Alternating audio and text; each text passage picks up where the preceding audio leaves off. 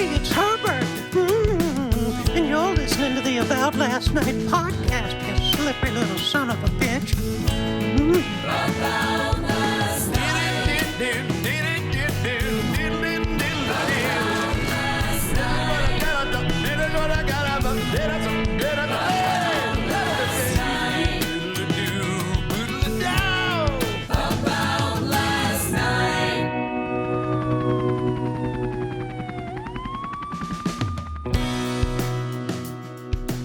How are you, Greg? Doing great, man. What's happening? Chilling, man. Like my hat. Seahawks. Are you a Seattle guy? I'm in Seattle right now, bro. Oh, I'm from nice. Shoreline. I don't know how well you know the area since you got here. I know nothing. Yeah. Do you know that the first Starbucks is from here? I did know. I've been there. Right. Do you know that that Detlef Schrempf went to school here? I did not, but I do know who Detlef Schrempf is. That's huge. There's gonna be I remember he was on like the Sean Kemp Sonics and stuff, right? Of course. Yeah, there's going to be a certain amount of like Seattle probably trivia that you're tested on. After I'd say like 5 years, you get to go like, you go, oh yeah, Green Lake, that's where the paddle boats are, right? And then people are like, you're from here, aren't you? Yeah, I don't know if I'll be here long enough. 5 years, that's a long time. Oh, dude, I've seen your workout regimen. I've seen the pictures, whether they're doctored or not or photoshopped online. But doctored. Yeah, yeah. You have you just always been a fucking freak? I mean, you played hoops, football. I read that you were like I think you set some shot put records in.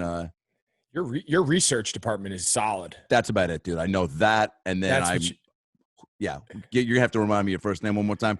But no, were you always just like, because to be that, I'm always curious, people of your size, at what point was the growth spurt? You know what I'm saying? Because there was a kid, Avery Garmeyer, in my high school that went from 7th grade to 9th grade, like 7 inches. And I'm talking below the waist. And then he grew 2 above. No, it was all height. But it was a crazy spurt. And we were like, oh, if he doesn't play something, he's wasting his size. did you feel the same about I was always tall. I wasn't I don't think I was like crazy tall. Like, you hear some of these stories, especially some of these basketball guys that were like 6'8", 6'9" when they were 15. I was always like the tall kid in class, but I was never like just like stood out. Right. It wasn't really until high school. As a freshman in high school, I was probably like 6'2", which was tall. I was 15, 16. So, I was probably 6'1", 6'2", had played running back, played basketball, played baseball, like played all the normal sports growing up. Right. And then it wasn't until I got to high school that I started getting kind of like tall, skinny white guy. Like basketball was kind of just like during the winter, but I knew there was no future there. Right. Baseball, I don't know. The idea of doing 3 major sports, I wasn't going to be a running back at 6'1", 6'2", skinny white guy. Like, right. I started kind of reading the tea leaves a little bit. And my dad, who was my coach, was like, you know what? We're going to move you after your freshman year. When you go to varsity, we're going to move you to tight end. And I was like, really? Like, that doesn't sound great. He's like, no. He's like, tight end. He had a real good feel that the position was growing. It was, Tony Gonzalez and like all these guys, Jeremy Shockey had just left Miami. And, he said, listen, you're a tall, skinny white guy. You're not going to really have any other options. You better figure out tight end. And here I am. Did you always have pretty good hands? That must have factored in, right? That part. So I have 2 brothers, and one of them was a year older than me, and both of them were quarterbacks in college. So I got like the short end of the stick. I wish I see all these quarterback contracts, and I'm like, screw tight end. Like, I wish I would have been taught to play quarterback like my brothers, but But I was always the guy that did the dirty work. I was the receiver. I was the guy that stood there when they did all their fancy quarterback drills. And I just stood there and I was the receiver. And I just caught and caught and caught. Dude, so it was just huge. something. You had a built-in practice. I had a built-in jugs machine since I was like 6 years old. Dude, that's insane. Were you one of those kids too? Like it was like a, holding a ball all the time? Yeah. So my dad was our high school football coach in our town. Like, how is that? Public school. This was in New Jersey, yeah? In New Jersey, yeah, like right outside New York City, just like a small public school in a suburb of the city.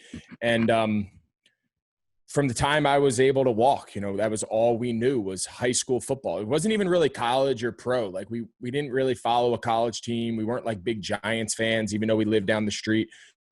we really just like lived high school football, and Yeah. we were just around the locker room, riding on the bus to the game, sitting in the meetings with my dad and his coaches. And I don't know if we had much of a choice, but I think we liked it. Yeah. You know?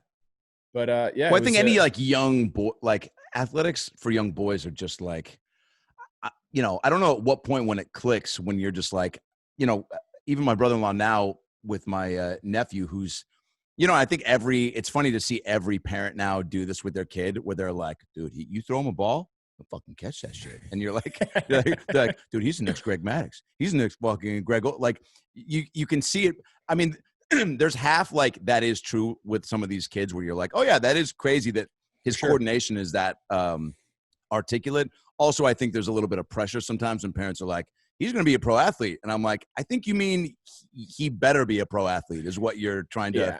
But if you have that built in around you, like for sure, and you're consistently playing, then yeah, it's only natural that at some point you're going to be like, oh, fuck, this is fun. And then when you get good at it, right, and then you get to high school, it's like, I mean, there's really a big separation in high school football, isn't there? Of people who you're that's really on the where track. Things, yeah, that's really where things separate. But I remember growing up, like, I don't ever remember talking about playing football in college, playing professional sports. Like, I don't ever. Oh, really? Our dream growing up was like, I hope one day we can be good enough to play on the varsity team at my dad's school. Like that. Wow. In our little world, that was our life. I mean, we didn't really do anything else. You know, it was football. You know, in the other seasons we did sports, but like come summer and fall, from the time we were 5-6 years old, we were at we were going away with my dad's teams to like camps in the middle of nowhere for 2 weeks and like dying with the high school kids were like dying in practice. That was like back in the day when you could just like literally kill kids. Oh yeah. Oh, I went to a few, I played offensive line and defensive line because by the way, I wanted to play tight end, but my coach was like, there's no Jew tight ends. Back to the back of the line, Ray. But no, it was my coach. I just actually interviewed him. He told me, he's like, those camps, he's like, yeah, we killed you guys. I mean, it was insane. Literally. The amount of 2-a-days, sometimes 3 days. And I was like, and he was like, yeah, we would just go to bars at night. I was like, is that like consistent with most camps? He's like, for sure. Like whether it's poker in the rooms or whatever. But there was also, I mean, thank God you could get pushed that hard, I think, because I'm sure like, you know, I've seen you take some licks, man. And I'm sure like, that has been just instilled in you to where you bounce back, right? Yeah. You know, I look back on it and it didn't feel weird. It was all we knew. It was all we did, you know, did you want to do anything else? People ask me like, what are your hobbies? Like, what else do you do? Oh boy. Like, all the Seattle get to know you sports guys. Tell us about Greg Olsen. Yeah, I'm like, to be honest with you, I got nothing. Like, I don't know how to hunt. I don't know how to fish. You know how to make a hotel room look like an open house. Where are you staying right now? This is actually a condo. This is actually my condo. Yeah, you're crushing it. We had to rent furniture. First time we're living in like a high rise. So you know, when my wife and I were like, all right, we're going to play this year. Where are we going to go? Yeah, take me through that real quick, because that is like, that's a huge deal. People don't understand at 35, to me, that's like, I mean, you know, I'm in 38. You're in way better shape than me. Thanks for bringing it up. But like, you know, that's in football. You've been playing how many seasons now? Is it 12? This is 14. 14. Holy shit. That's a solid career, however you slice it, right? Yep. Yeah. So, you know, things ended the way they did in Carolina. You know, got released from them after 9 seasons with them. So, you know, there was a strong consideration of just saying, all right, I'm done. Let's move on. Yeah, and 9 crushing seasons, by the way. So, like, there's got to be something in you where you're like, go out on top, right? Like, yeah, and that was the conversation. And as I said, I have so many hobbies. You know, I had so many things that I could do and look forward to doing in retirement that after about 20 minutes. Competitive Uno. About 20 minutes after considering that, my wife was like, I think you should play again. Like, the thought of me sitting around the house with nothing to do, she dreaded. She was like, that's not going to happen. But so yeah, you know, so we had a lot of cool opportunities, and when we decided on Seattle, you know, the one thing we said was, you know, let's just make this a whole adventure for the kids, for the family, for us. That's dope. Let's live like we never would have lived.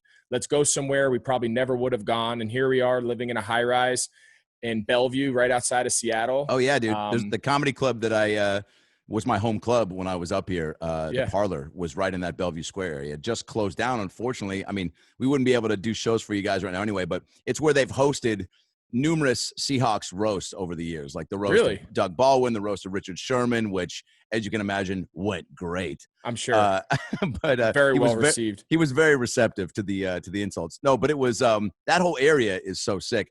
I think it's really rad that you chose to look at it like that because, and obviously, I mean, you're not going to an organization that is going to be fighting for a playoff spot. I mean, it's like, I think you probably factored in wanting to go to a spot that was like, hey, we're still trying to win a bowl this year, right?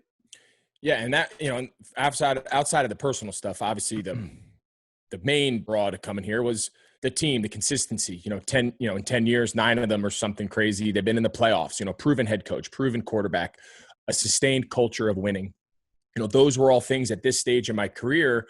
I don't want to go be a babysitter. I'm not looking to go, help turn this thing around. I've done that already. Like I've done all those things and they were great and they were huge for my development. It was awesome to be a part of, joining the Panthers in 2011 after they had won 2 games and 4 seasons later, we had won 17. Like it was fun being a part of that climb, but like, I don't want to do it again. Yeah. So, there's no guarantees in this league, but you could make decisions that tilt the odds a little bit in your favor. And, when you look at some of the most consistent winning organizations in the entire NFL, Seattle's at or near the top. And that was very appealing to me. And it worked on a lot of different levels. So here we are. Had you moved, your family before? How old are your kids? So I have a 9-year-old son, and then I had 7-year-old boy-girl twins. Oh, that's dope. So we got a full house, we moved them all out here. So we're living in a condo with 3 young kids, 85-pound German Shepherd. Yes. In the condo? In the condo. Killing it. And we're homeschooling because all the schools out here got shut down. Yeah. So I always tell people, like, if you're looking to make like a career change at 35, in our world is old. Yeah. Like do it in like the midst of a global pandemic. Like do it. That's good advice. Do it when things are at their worst, because it just makes you just say, whatever. Like, yeah, life was going to be screwed up anyway, no matter where I live. So I might as well do the change during it. Yeah. I mean, it's got to be kind of awesome to be, think about the amount of people that are A, out of work, and B, having to, adjust working from home or whatever it is. And to even just be working during this, I'm sure is like giving you quite a bit of sanity, right? It gives me a lot of sanity. And I feel bad for my wife sometimes because she's home. The kids don't go to school. She's teacher, mom, man, running the life. She has no break. And here I am coming home from work, and I just want to sit around and be dad for an hour before they go to bed. And she's like ready to pull her hair out. And I'm like, I get it. Like, I couldn't do it. I couldn't do it all day. So she's right now the true MVP of this situation. And she's a trooper, moving her whole life across. All of our families are on the East Coast. So really? You could have put us on the moon. Like Seattle, from where we grew up, is like Mars, no one ever lives in Seattle. No one ever lives that far away. And here we are. What was your, I'm sure fans would want to know what, and I'm sure you've been getting asked this question, but like your impressions of Seattle when you played were just downtown, the stadium, in and out, right? Yeah. I had very little perception. We had played here a bunch of times, but like you said, we fly in a day or two before the game. You stay in a hotel. You don't go anywhere. Maybe you walk around to grab dinner or something the night before the game. The stadium is incredible. The environment is incredible. So I'm glad I came out here when there'll be no fans. So that'll be fun. And then we went home. So that was the experience. Yeah. So, we've tried to we had this big plan of having this big adventure coming out here in the summer, and we're going to go to Canada, and we're going to drive out to the locks, and we're going to explore the city. And obviously none of that's happening. Oh yeah. Cause you got signed before all this true. Yeah. So I signed in February. So when I signed here, everything was great. And then the world came to an end a month later. And so we were like, oh, okay. So I guess all of our life plans are like everybody else's, obviously, are going to be altered a little bit.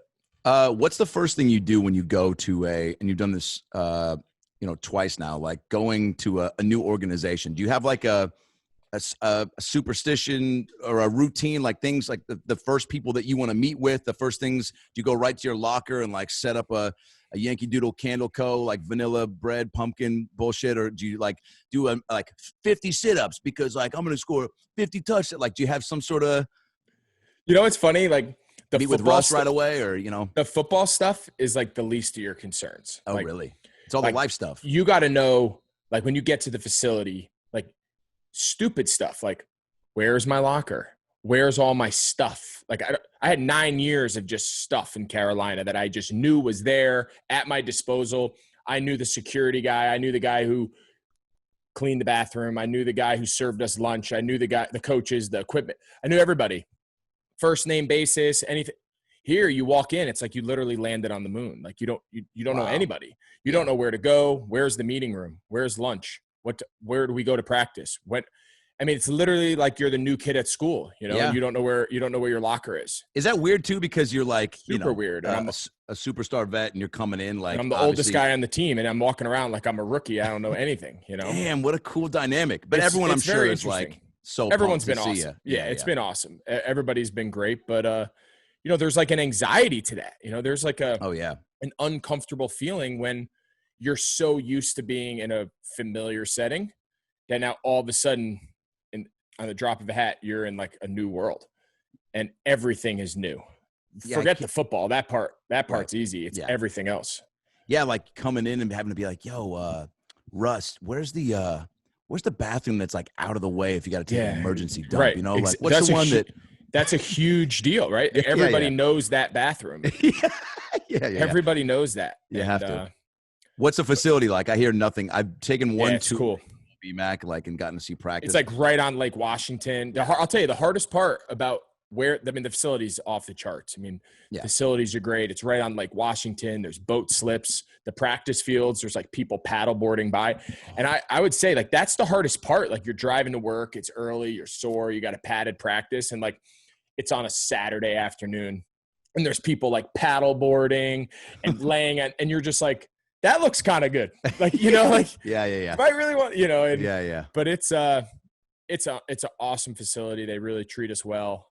The people there have been great, but sometimes in like the middle of like your fifth padded practice and you just look outside and there's just people like carelessly hanging out on the lake. You're like, that seems kind of nice. Oh yeah. Well, you guys, like taunting you. Yeah. Yeah, I bet you can't paddleboard, Olsen. You're like, yeah, dude, no, I can't. I'm trying to win a ball. I'm just trying to survive. Yeah. What did you have a chat with Pete like on the phone before he came over? Do they call you? What's the courting process like?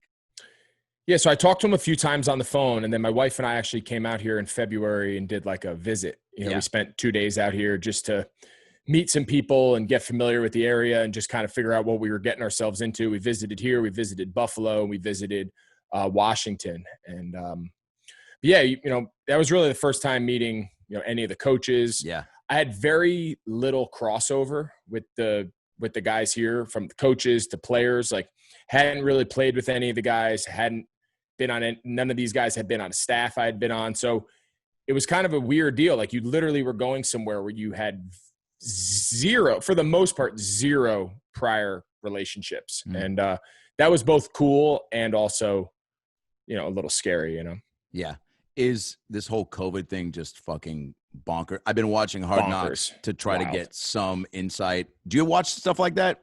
I've never watched Hard Knocks, to be honest with you. What? I've never watched it. I see like the highlight clips on social media or whatever, but I've never actually like sat down and watched. And I have guys like buddies who have told me it's like what they wait for every year. Oh, it's like their Game of Thrones. Like, they just can't wait for another season. And I'm just like, oh, dude, I live it. I don't need to see it.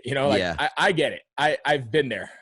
Then the narration, like with the one with the Oakland Raiders, when Antonio Brown was on, you got Liv Schreiber's being like, another season for Antonio Brown means another helmet debacle. Will this one fit or will he throw one? And it's just like kind of snarky, funny dial. But it's also, again, it's for the fan. Like you said, you've lived it. Like all these shots of like, and football fans guys are so, and you must find it hilarious at this point to see like, for me too. And, my fiance is next to me and I'm like geeking out being like, dude, those are the water fountains they drink after practice. She's like, what? I'm just like, oh, sorry. I thought you were a guy and you cared. It's like, it's funny. So a couple years ago, we did that All or Nothing Oh yeah. So the Panthers were the all or nothing. So they followed us from the end of training camp through the entire season. Dude, what was that like? It was I've never watched it. Like, I've never seen an episode of it. Never went back to watch it. People say it was great. Oh yeah. I have no idea, but I was long. At least Hard Knocks is just like a couple weeks. Yeah. But they were following guys to their houses, off days. I mean, they filmed for 4 months, however long the season was, and the season was a disaster. It's too much. We sucked. We didn't win a lot of games, so like they're really trying to find material, and I don't know. It was just, I'm sure it was amazing for like the fans, and I get it. I understand why they do it. It's just not something I've ever really gotten into. Was there a what was that first Zoom meeting like? I guess that's how you met the whole squad, right? Literally when I got out here 4 weeks ago, I had never seen anyone face to face. Every guy on the team I had only met like me and you right now. Damn.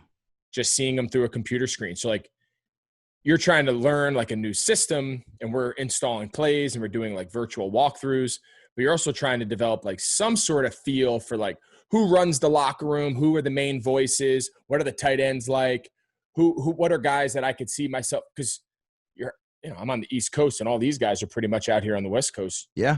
It's like you're in a different world. It was unlike anything that I think anyone has ever been through. But yeah, COVID has really changed. I mean, every single day getting up, going and do a COVID test even on your day off, I've been COVID. I'm the safest human being in the world right now. Yeah.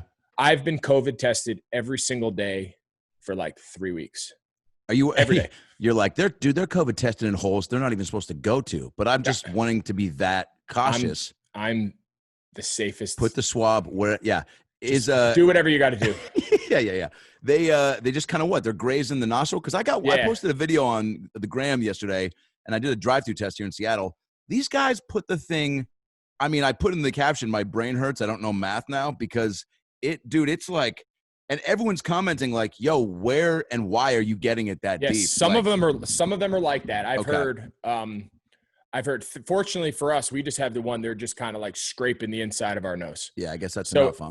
It takes 10 seconds. Yeah. From the time we get there, they have it really, really organized. I don't know if the whole NFL has it disorganized, but the Seahawks organization has it down like pat right now. And so now you're getting to do walkthroughs. Was that just like, a dream you probably were so we're in practice now. We had our first padded practice. We've had 2 padded practices actually now. Damn. So we're off and running now. Training camp is officially real. Yeah. Is it like just, going from having a, time where you're like, oh, we might not get to do that until, I don't know, 3 weeks before the season starts. Like, yeah. Cause there was a time where they were really trying to figure out the X's and O's of how this was going to go down. Yep. So I'm sure there's always a possibility of like, all right, it could maybe not get figured out until the last minute. But when that first day, when you got on the field, the VMAC, and started catching balls and running routes, was it just like fucking the greatest feeling? Yeah. I think everyone said at one point during the off season, like, this isn't going to happen. Yeah. When they started shutting baseball down, and those games were being postponed, and all these nightmare stories about colleges shutting down. Dude, Costco got rid of samples. I was like, this is fucking getting out of control. It's wild. Yeah. And, then you hear all the horror stories about the false positives, and, you hear those. It's just, so for a while there, I understood it. I hoped that they were going to figure it out. And again, maybe I'm naive, but I feel like I feel like the system in place right now, it's worked. Yeah. Will it work forever? My fingers are crossed that it does, but it's worked for the last month. So I don't see why it's not sustainable. And the benefit is that the NFL has unlimited resources, right? So they can test every person that touches this facility every single day. And that's what they're doing. Is there something that you do as a tight end to develop rapport with the QB? And first of all, how important is that relationship, like off the field, for the on-field relationship? Like you mentioned, trying to get rapport and know who's like, the leader in the locker room through virtual stuff, which is real difficult, but just developing, because you've had 3 dope QBs now going into your third, and crushed it with Cutler in Chicago and Cam in Carolina. And I'm so curious, like, what goes into, I've heard from Gronk that it's some guys just lock in all football and they don't have to have that personal touch to really like get each other. If they get each other on the field, then it's all good. But I don't know what is it like? No, I think it's important. I don't think everyone has to necessarily be like best friends and sleep at each other's houses. I think, but I do think there's like that level of respect and like understanding each other on that personal level that does transfer over to the football. I think the number one way that you develop a rapport with a guy is just by being good, right? Like, I'm going to be where you need me to be. When you throw it, I'm going to catch it. Like, that's the simplest way to develop a rapport.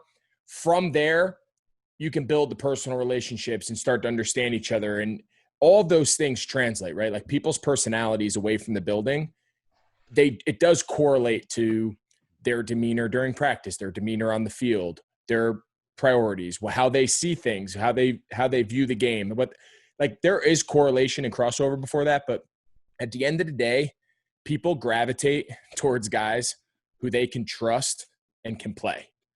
And to me, like, that's the first way you earn, whether it's the quarterback, here with Russ, or when it was with Cam, or just developing that rapport with your teammates. Like, first and foremost, like, I want them every single day to walk off the field and be like, I'm glad he's on my team. Yeah. Because like, that's it in a nutshell. People make it so complicated. That's it. Guys want to be on the team, on the field with guys they can trust and who can play. Right. And if I can't trust you and you stink, I want you gone.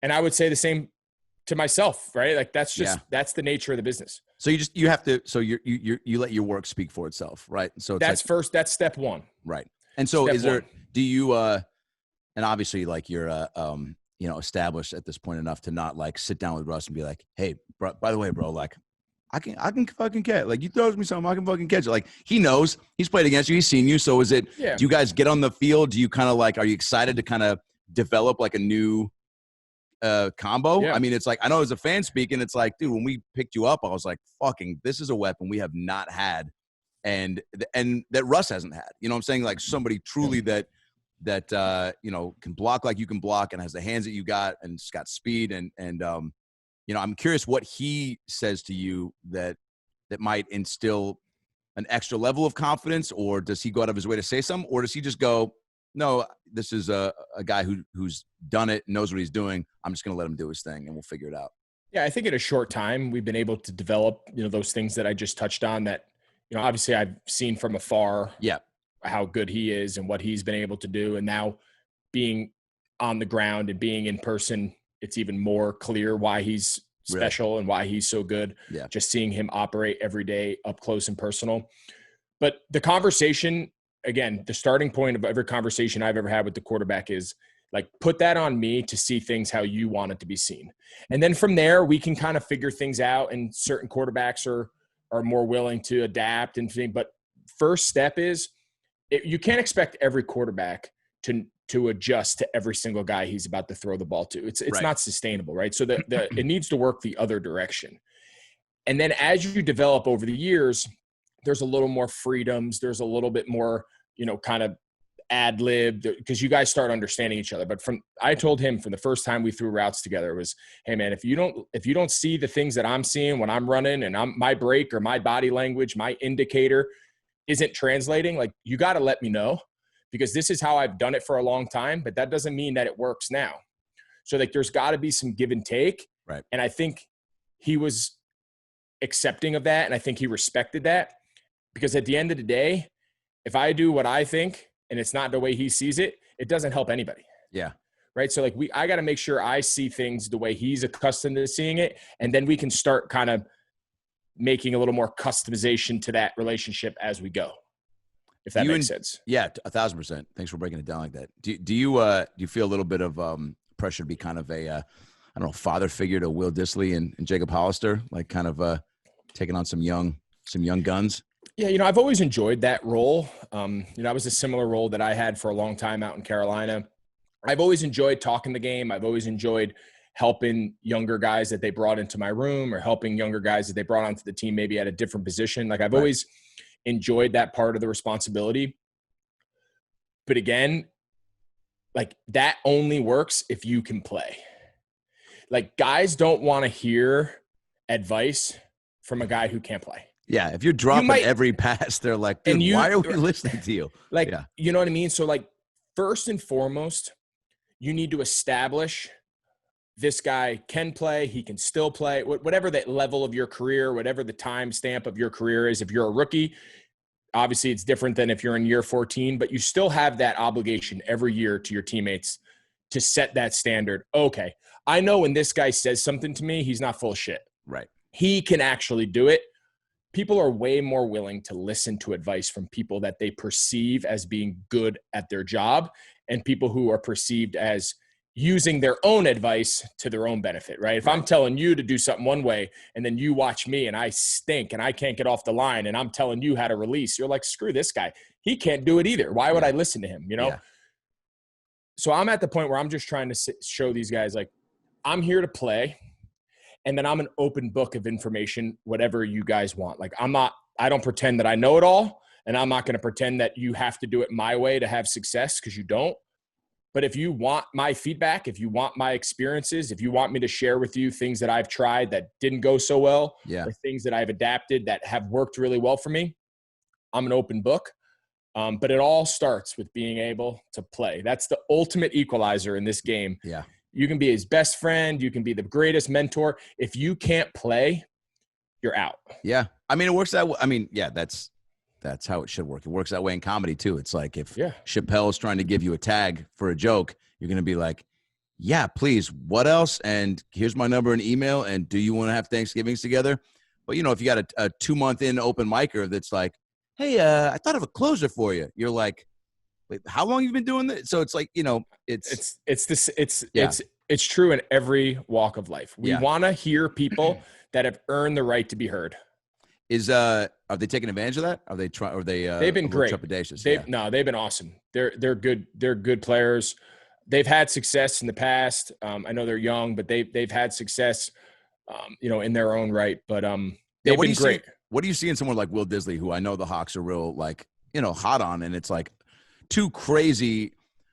I mean, and you can speak to this. I know you've had, you know, injuries and bounce back, but it's like to have in your first couple of years, like what he's had and go down is kind of insane, right? Like, yeah, it's been tough. And, it's hard. I mean, to see a guy in 2 years have 2, you know, significant injuries, you know, it's not like he pulled his hamstring, right? Yeah. Like, I mean, it's just hard because so many of those kind of injuries, there's nothing you can do. Mm-mm. There's no, he didn't train hard enough. He came in out of shape. It has nothing to do with that. It's just freak shit. It's like bones break, tendons.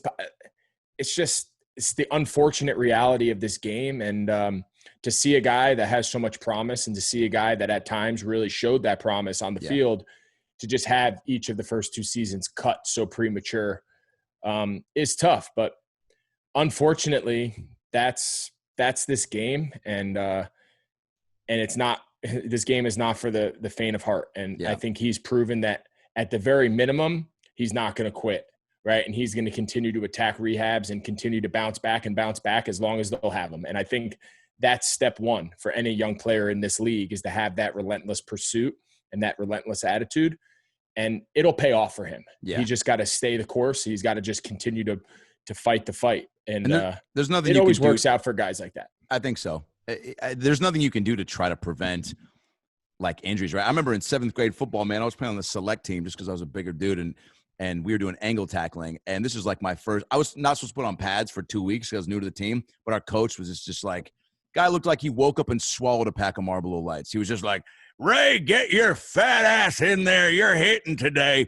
And I was like, I don't think I'm supposed to hit for 2 weeks, coach. He's like, fuck that noise. Get in there, you pussy. And I was like, I'm in 7th grade. I don't want to be called a pussy in front of all my friends and in front of high schoolers that are older than me. So I hop in there, and there's a little kid named Alan Roque was his name. This kid for sure sold drugs to teachers at our school. For sure, I think banged moms. I mean, he was and he was playing linebacker, and he was the first guy up to angle tackle me. And I remember running at a straight line and then turning and then just stopping and freezing because I was like, this looks like the worst thing to be on the receiving end of, which is the worst thing you can do, as I later on learned, is like how you're going to get hurt is by not going full out, right?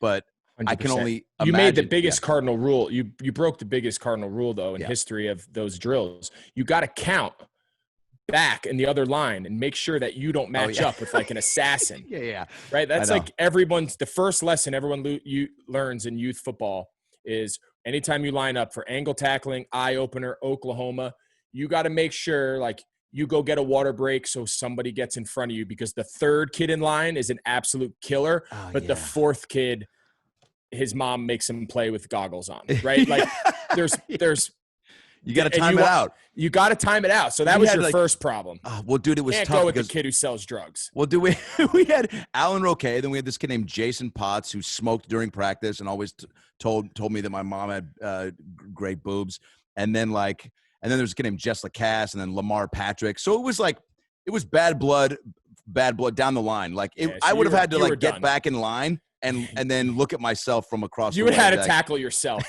That was the only way to avoid injury. You were in a tough boat there. Yeah.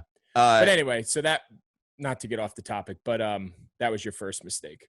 But so injuries there's no way to. I mean, it's just so hard. I mean, I had went 10 years without ever missing a game due to injury. And then 2017, 2018, I broke the same bone in my foot each year. I mean, and it's a bone. I mean, what are you going to do? You know, bones break. And I tried like hell to do everything in my power to come back from it the first time when I had the surgery, and first game of the next season broke again. And it was just, it's demoralizing. You start questioning whether it was worth it. You start questioning, am I done? Is my body telling me like, you can't do this anymore, man?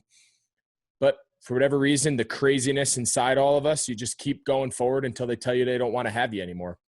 And sometimes they need to put you out of your own misery, because it's hard to put yourself out of it when you've done it for so long. Like, you don't know anything else. And sometimes the team ends your career before you're really ready, Oh, yeah. I was going to say, when you get that, when you go through something like that, is it your wife? Do you get like your kid coming in being like, Dad, you're going to keep playing, right? Like, or is it like, because I'm sure fans are chiming in, you get sports analysts trying to chime in, you're dealing with your own inner thoughts. Like, what finally silences all that? And do you even listen to that? Or are you trying to just, you hear it, but you don't listen, to the outside stuff.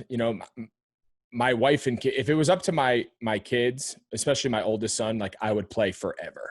He has this dream that like, he's going to be the 16-year-old ball boy for like the team I'm playing on, and I'm going to be 45, but he's going to be able to be it. And I'm just like, hey buddy, I hate to cry before 2 p.m. dude. I hate to be the bearer of bad news. I'm not going to be playing when you're 16. I'm not going to be playing maybe when you're 10. Yeah. You know what I mean? Like, it ain't happening, brother. Yeah. But they've been awesome, and my wife has a really good way of, keeping things in perspective. Right. And you take a step back and you kind of look throughout the world and you're like, all right, I broke a bone in my foot. It seems like it's the end of the world. I'm going to be okay in 8 weeks. Now, at the time, it seems like it's going to be 8 years. But, I think everyone goes through that like initial, you kind of just close yourself up, pity party. Yeah. The world's ganging up on me. What did I do to deserve this? And then as time goes on, you stop feeling sorry for yourself. And you're like, all right, I can do this. It's not the end of the world. Like, let's quit being a baby and let's go. Yeah.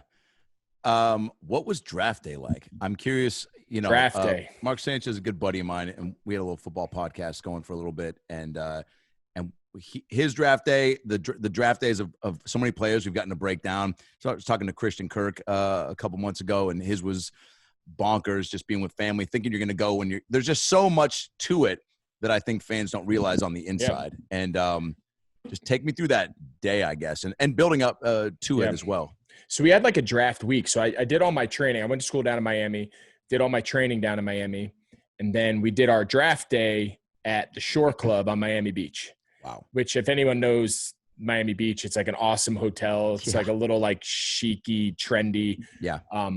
But anyway, at the time as a college kid, when your agent's like, hey, we're going to do our draft party we're going to get a villa for each one of our guys in the back of the Shore Club. You're like, it's like the greatest thing you've ever heard. Oh, yeah. I look back on it and I was like, what the hell was I thinking? I would never do that again. But anyway, at the time it was awesome. Of course. So that week, we had our whole family come down to Miami, and we stayed at the Shore Club for like 4 or 5 days leading up to the draft. So this was back when the draft was on the weekend and the first round was on Saturday. Gotcha. So we spent, I had to go to New York for like a couple things that week, but my family was all down at the Shore Club and hanging out and getting ready for the draft. So I came back like Thursday, spent a couple days.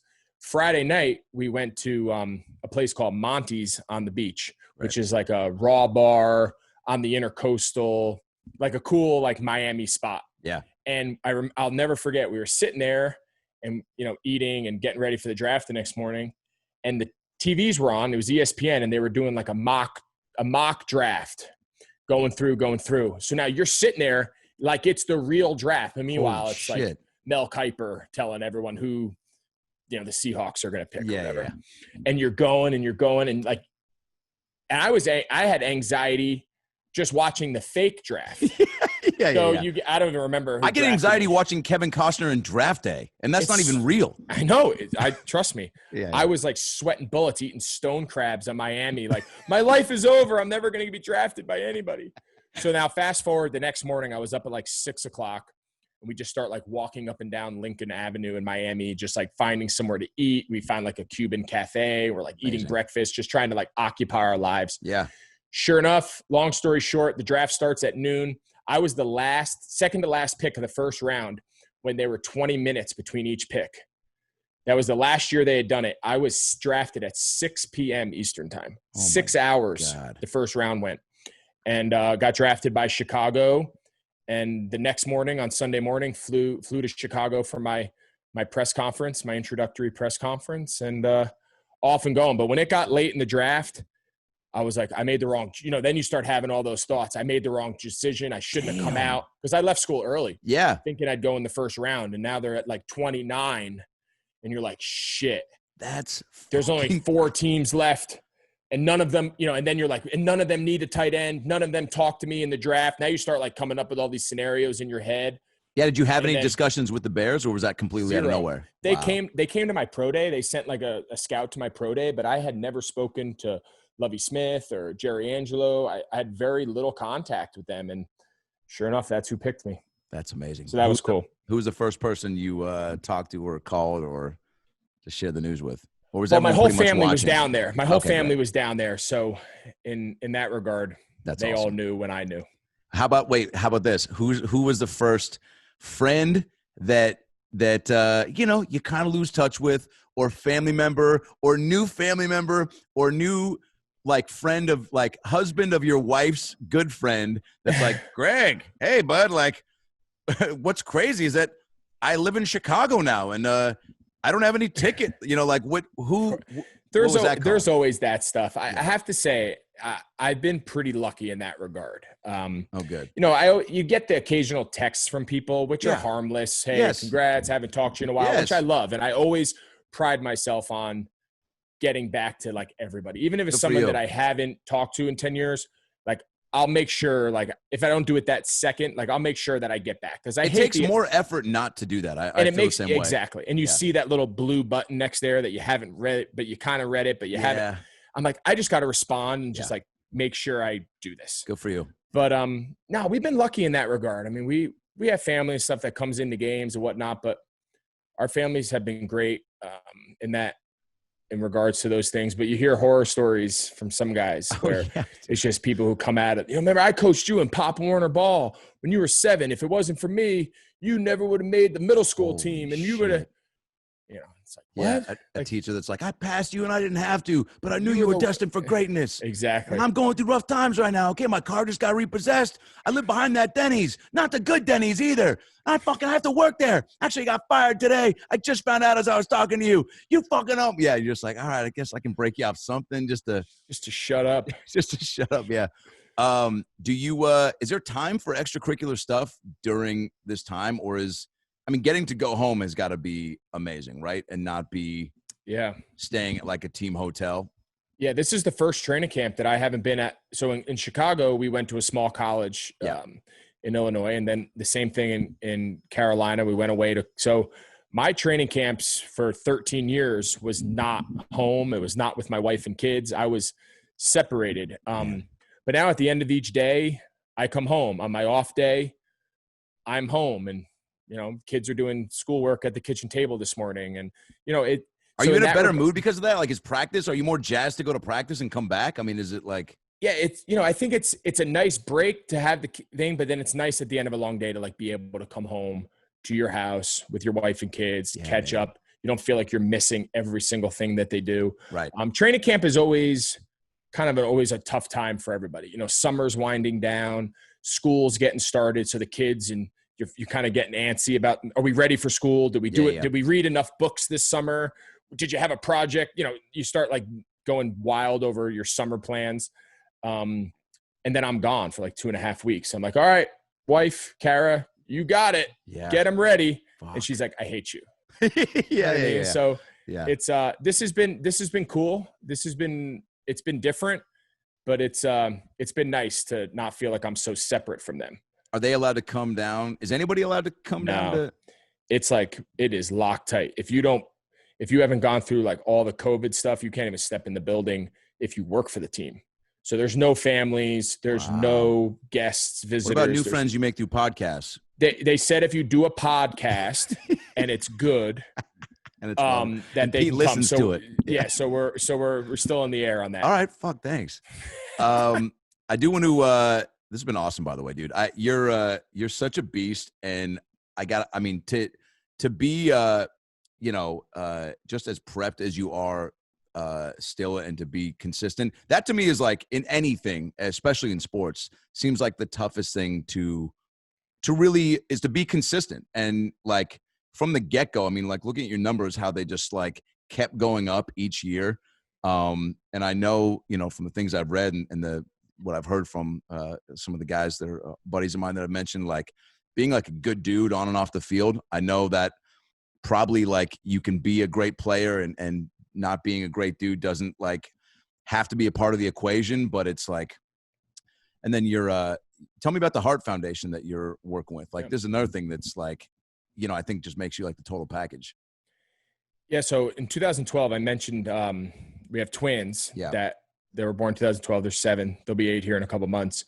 When I talk about like perspective and like my wife giving us perspective, our son TJ, who's now 7, was born with a really serious congenital heart defect, where in essence, the left side of his heart, when he was developing in utero, never developed. So he was born literally, and I'm actually conveniently wearing our shirt. Free promo. Okay. He was literally born with half of a heart. He only had half of a working heart. And if left undiagnosed and untreated, you just die. Yeah. Because you just die. Fortunately, he was diagnosed before he was born, so we knew he was going to be born with it. We were able to make all the arrangements and doctors and all that. And he had his first open heart surgery at 2 days old. He had his second open heart surgery at 6 months old, and his third at 2 years old. And they've completely reworked his heart, so he literally has half of a heart that pumps, and they reconfigure all the plumbing that it completes his whole circulation of his body. It's a long story, but in essence, that's what it does. That's insane. And so he's been through a lot. So we, back in Charlotte, Levine Children's Hospital, which is the hospital that he's received all of his care. And, we're so thankful for in that community.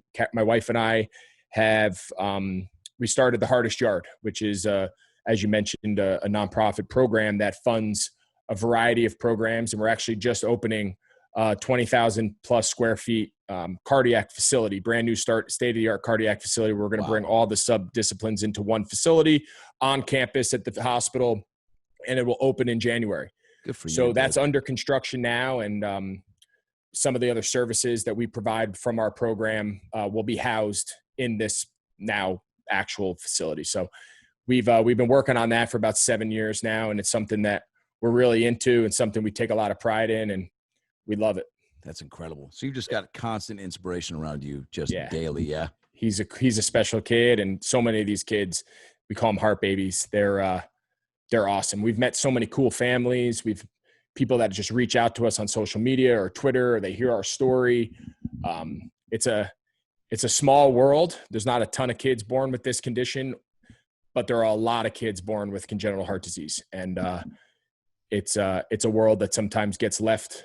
It's the number one killer of all babies. And I think people sometimes lose sight of that. So it's been a really cool experience for us as a family to kind of network in this community. And we've gotten a lot out of it. That's amazing, dude. Shit. All right. Well, if that's, I mean, you know, if there's not more reason for this, for the city to fucking just fall in love with you, you know, and I know people are wondering, clean shaven, beard. What are you going with this year? You know, I just kind of, it's, you know, it's very Seattle of you to have a beard. You know that. I know. I need like a flannel shirt and a beard. Yeah, you've got the whole. How about this? I don't drink coffee. I've never had a cup over, dude. Wait, what? What are you, a Surge guy or a Powerade guy? I've never had a cup of coffee in my life. What? I don't do like energy drinks, like any of that shit. Yeah, fuck that. But wait, I've never had a cup of coffee. Wait, are you one of these guys that's just like, I wake up with just a genuine zest for life? No, I wake up tired of shit. I just suck it up. I wake up tired and I just say, I suck it let's up. Go. Yeah. I've never. Wait, how come? My wife is just like a coffee fiend. Yeah, so she's loving it here. Oh. Because there's so many mom and pop places, dude. She'd go to a different coffee shop every day of her life if she could. That's amazing. There's quite a few I should tell you about that you could point her in the right direction. She'd love it. But anyway, so you know what's funny about the beard is I've never been a beard guy. Like I'm not purposely a beard guy. I just sometimes don't shave and it gets a little scruffy. Yeah. The year we went to the Super Bowl, I was like, screw it. I'm not gonna shave until we lose a game. And it was Christmas and we hadn't lost. We were 14-0. I was like, all right, I'm riding it out now. And my beard got long. So now fast forward like the last 5 years, anytime I don't have a beard, people are like, oh, you shaved? I'm like, I had a beard for 4 months. I'm 35 years old. Yeah. But people only know me as having a beard. So I'm like, I got to start shaving more. Yeah. Because I don't typically have a beard. It's just more people must have seen me. Well, yeah, you're on such a a big stage. Yeah, we are rolling. Right? I guess. But I'm identified as a beard guy. So when I don't have a beard, people are like, you shaved? Yeah, it is weird. I remember the first time my dad shaved his mustache. I was like, what'd you do with my father? Yeah, it's, you know, my daughter cried. Like cried, wouldn't come near me, wouldn't. That's real. It's real. Yeah, they like don't recognize it. They just get so accustomed to being like, I bet also kids like there's so much grabbing and pulling you can do with that. She was like beside herself. Devastated. But yeah, so you could have walked out and been like, see ya, family, and she would have been like, as long as you grow that beard out and walk out, I'm okay. Yeah. I don't know who you are, weirdo. Yeah. Real quick, I'm going to do a quick, just, again, a Seattle get to know you 10-question quarantine, just quick rapid fire. Cool? Yeah. Okay, cool. And thanks for doing this, by the way, dude. You're a fucking beast. Glad you're here. And your podcast, TE1 podcast, right? Yep. Got to plug that. Got to plug that. Where can people get that? Everywhere podcasts are found? Everywhere podcasts are available. You know the lines. Yeah, dude. Yeah. All audio platforms. And you're interviewing all, tight ends of young and old. It was pretty cool. I'll tell you, when we first set out to do it, I was like, okay, this could be kind of cool. Like they pitched us the idea of me hosting this kind of like mini series telling the story of the tight end from the beginning. And I was like, okay, like that's kind of cool. Like I can see it, but who are we going to talk to, right? Like we got to get the right people to tell this story. Well, fast forward a few months, it comes out next week and it's called TE1, as you said. And our first interview is with Mike Ditka. Come on. Who is an absolute legend / he's Mike Ditka. Did you get to know him while you were in Chicago? I didn't, and it was really cool for me to interview him now, being able to like reflect on my time back in Chicago, playing like under like the shadow that he casted. Yeah. Everything being compared to him since Ditka. And just be able to like share some of those stories with him and him kind of talk about his career and some of that was a really unique way to kind of start. And then it just kind of hit the ground running. So we started with Coach Ditka. Then we got Ozzie Newsome, who's now the general manager, obviously, of the Ravens, Super Bowl champ. Shannon Sharp, and the stories that he told, and that was really, anyone who's listened to Shannon, he's not afraid to talk. Yeah. The episode could have been 4 hours long. That's amazing. And then we had Tony Gonzalez. Let me tell you something, Scoop. Yeah, exactly. I was Skip. And then we had Tony Gonzalez. Wow. George Kittle, Travis Kelce. And then we did something cool at the end with the rookie from Notre Dame who got drafted by Chicago, Cole Kmet. So he was their second round pick, and it was a really cool thing. I'm anxious for people to hear it, but we thought it was cool that I got to interview Ditka. There was a Chicago kind of thing. Yeah. And then here's this kid who, when I was playing in Chicago, he was like a middle school, high school kid growing up in Chicago, being a Bear fan. Yeah. Went to Notre Dame, now gets drafted by like his home team. And like we had each guy share some like level of advice, a message, and we were able to let him listen to it. So his interview, his last podcast kind of puts a good kind of ribbon on the entire conversation. That's awesome. And I think people are going to really enjoy it. I know I enjoyed it. I don't want to say more than I anticipated, but it was an experience that was really cool. Yeah, well, you've got like, I mean, this is also why, I mean, aren't there like you're already gonna jump into like the analyst broadcast booth, right? Like there's already been. Yep. I mean, this is something that I think you probably don't. I mean, just being easy and effortless to be conversational and personable like this. Not everybody has it, and doesn't. You know, it's not like you need it to be an athlete, but like, shit, man, like post football for sure. So it's like, you know, you wouldn't have said yes to that whole TE1 podcast world if you didn't feel, you know, interested and comfortable in that avenue, right? Yeah, and the guys and the guests we had, they just like really opened up and like That's awesome. Let their guard down. Yeah. Told some funny stories, kind of self-deprecating stories, some inside scoop. You know, Shannon Sharp talking about, so Shannon signs as a free agent. Ozzie Newsome's the general manager in Baltimore. He leaves Denver to go play for Baltimore. They win the Super Bowl. He has that run. He breaks Ozzie. So Ozzie at the time had the most career yards for a tight end. Yeah. So while Shannon's playing for the Ravens, he beats Ozzie's record. So now he walks into the locker room after the game and his general manager is there. And he's like, and I'm like, well, what did he say? And he's like, he walked up to me and he said, congratulations, Shannon, gave you a hug. And he goes, but I'm still fucking better than you. And I was just like, it was just so cool to like hear them. Awesome. And then I was able to ask Ozzie what he remembered of the conversation. Yeah. So it was cool. It was, the guests were great. They opened up and, all together, it's a really cool 7-part series that hopefully people really enjoy. I'm pumped, dude. And it comes out next week? Yep. Okay, cool. Next week, anywhere, you know the line, anywhere podcasts are available. If you got ears, just fucking open them up. All right, quick rapid fire get to know you, Greg Olsen. Your go-to quarantine cheat snack? Oh, man. I'll tell you, in the beginning of quarantine, like before I started my training, I was eating pizza like 3 times a week. Yes. Because it was the only thing open. So we would just like, what do you guys want to do for dinner? Let's order for kids, pizza. right? Come on, if you got 3 kids, pizza's always an option. So I had to stop because it was bad. Did you have a local Carolina spot, or are you? Yeah, we go to a little place. It's like right by like where all of our kids do our ball fields. Brooklyn Pizza, it's called. It's like a guy from New York, and it's just got like a nice neighborhood vibe to it. Yeah, and, I love that. We are there more than we should be. All right. Well, out in Seattle, you got Pagliacci, you got Zeke's. Jet City is real good. What's the best Seattle pizza? You only get to give me one. Oh man, because I'm not gonna lie, we've struggled so far. For real? I'm not gonna name the names. Put anybody on blast. I will. Here. Papa John. No, your cheese is wet. Let's. and you cut dental benefits, you asshole. No, let's go. Oh, man, Zeke's is good, dude. All right, where is it? I mean, there's locations. Is there anywhere? Is there any out here towards Bellevue? Like, Bellevue, dude, come on. You're in a spot where, like, if you want it, there's like 6 Paneras probably in walking distance to you. You know what I'm saying? Yeah. An Olive Garden, you could just stand on the top of the roof of your condo and just shake a breadstick, and some fucking Olive Garden seagull will drop a family style plate of ravioli over your head. Yeah, dude, you got all the spots. Zeke's is hit up Zeke's for sure. And if you don't like them, I'll take this podcast down. Your favorite movie quote? Oh, man.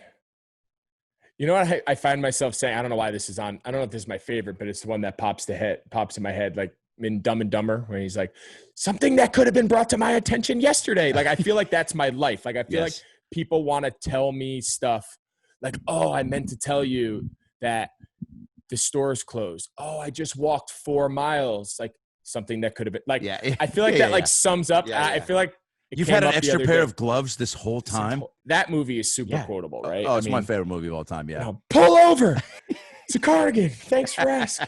I mean, that's just, dude. They don't make movies like that anymore, man. Just also with actors. Fun. Jeff Daniels was an Academy Award winner in that movie. It's crazy. It's unbelievable. Your favorite NBA player? I don't know if you're watching the bubble at all, but I have to admit, I have not watched one game. You're okay. We watch It's a lot the playoffs of baseball. now. Lakers, I know. Blazers. I gotta we'll watch. Get into I it. gotta watch. Yeah. Who do I like? I like Steph Curry. He's Yeah. from Charlotte. He's kind of like Charlotte has adopted him because the Hornets haven't been very good. Yeah. Although I like Kemba. When Kemba played for the Hornets, when we were living in Charlotte, I always liked Kemba. I always felt like for a superstar, like legit dude, he wasn't like a giant douchebag like some of them. So I've always liked Kemba. But yeah, everyone in Charlotte likes Steph. Yeah. So it's nice to cheer for a guy that kind of came from a humble beginning. I'm actually surprised I didn't meet you in Charlotte. You know, I played in the NBA Celebrity All-Star Game in Charlotte, and me and my comedian buddy and heterosexual life mate, Brad Williams, who's a little person, we both played in it. And I mean, shit, we took shots with Guy Fieri and we're dancing with Jamie Foxx. I was like, dude, there's got to be a Greg Olsen sighting out here.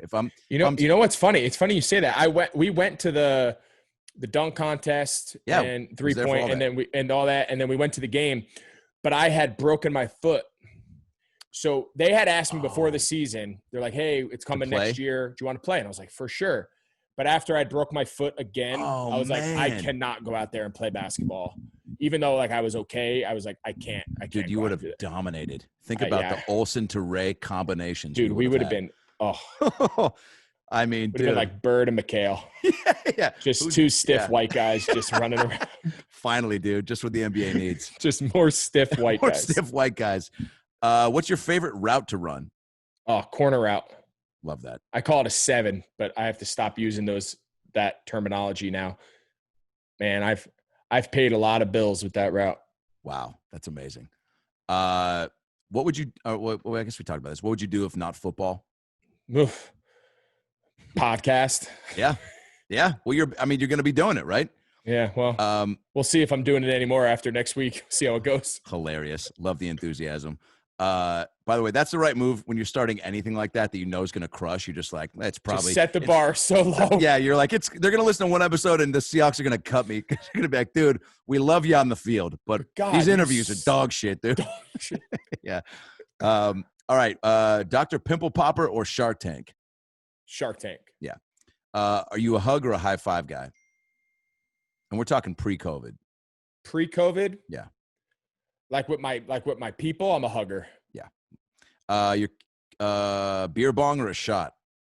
Ooh, shot. Yeah. I've never really been a beer bong guy. Yeah, me neither. I'm not a big drinker, but also, I'll do beer bong doesn't have a song to go along with it. Sure. Beer bong, beer bong, beer bong, beer. Yeah, it doesn't hit the same. No, it doesn't. What's your karaoke go-to? Oh, I was hoping you were going to ask me that. So I have 2, and I'm a huge karaoke guy. So am I. I live for karaoke. All right, so dude. I've been known to turn non-karaoke bars into karaoke bars by paying the band. That's a true story. What kind of a sentence is that? It's true. What? It's happened before. Sometimes those bands in Nashville playing those bars, yes, karaoke bars, you give that guy $100. Oh, and by the way, that is the best way to do it because karaoke with a live band is epic. Oh, dude, it's a night to remember for everyone. Yeah, it's epic. So if I'm in like a country, like that kind of audience, I'm going Sold by John Michael Montgomery. You know that song? Yep. And then if I'm in just like a normal, like a wedding, like a normal setting, I'm going Jack and Diane. Nice, dude. A little Mellencamp. Oh, big time, dude. All right. I got two options. I'll give you I do a little Shania Twain, Man, I Feel Like a Woman. Wow. A little Bohemian Rhapsody. I know you're like, dude, that is a fucking, and that's Queen. It's I have so much more respect for Queen after I saw the movie. Yeah.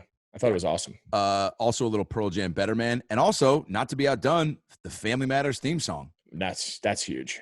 So there's a show in LA called the Goddamn Comedy Jam, and Jaleel White's become a buddy of mine. I got him for the first time ever to come with me and sing the Family Matters theme song. Did people lose their minds? Full live band, 600 people. Yeah, it was fucking nuts. I started it and I go, God, I can't remember the lyrics. Can you guys help me out? I go, you know what? Let's get fucking someone who actually knows it when he comes out. He didn't even know the words. He was holding it on the phone. He's like, how do you know the words? I was on the show for 8 years. That's awesome. Yeah, blew people's minds. All right, awesome. Last one. What we got here? The most insane thing you've heard from a fan. Oh, like on the feet, you know what I'm saying? Like when you're down, you got those fans that are a couple rows back from the field. Oh God, I mean, you can't imagine what people say. For real? I mean, they're like wishing you death, wishing you to be injured. You suck. You've ruined my life. Grow the beard back just so I can pull it out of your goddamn face. Oh, close. Oh, anything you can imagine in your mind, there's a good chance somebody said it. What the fuck? Yeah, people are nuts, man. I've had people come up to me like in a grocery store. They'd be like, "Hey, Olsen, what's up? Hey, you're killing my fantasy team, dude. You gonna catch any balls this week? Or I'm benching you." I'm like, sorry, Brandon. I'm sorry, John, but let's think about what you're saying to another grown man as you pick up apples for your wife. You know what I mean? Like, it's bananas. That's bonkers, dude. Yeah, people are nuts. Fantasy football is insane. Yeah, it's probably ruined a lot of marriages. Safe to say. I get it though. So I always used to hate fantasy football, and then my kid last year did it with his like baseball team. Come on. So of course during the week, Dad, who should I play? Dad, who should I play? So I'll never forget. We're playing the Cardinals like week 3 last year, and he has David Johnson on his team. And David Johnson scored a touchdown in the game, right? So I'm on the sideline watching. I'm like, oh, they scored. So I put my helmet on, getting ready for the kickoff. And I literally was like, well, at least he's on Tate's fantasy team. I was like literally in my mind, like, I'm kind of pissed they scored. But if anyone was going to score, I'm at least glad it was the kid on my fantasy team. That's like how screwed up is that? No, I mean that's a good, it's real life. That's a good dad thought. Yeah, so that's amazing. All right, dude. Well, you're a rock star, man. Welcome to Seattle. I'm so glad you're here. Yeah, dude. I can't wait for the season. If they let fans, maybe I'll see you down there, or maybe you can at least just fucking high five or hug my cardboard cutout. I can't wait. Can't wait. I believe you. I'm hugging it all day. That was raw enthusiasm. T1 podcast next week, and I'll talk to you soon, man. Thanks again. All right, man. I enjoyed it, bud. Thanks. All right, thanks, Greg. See you, bud.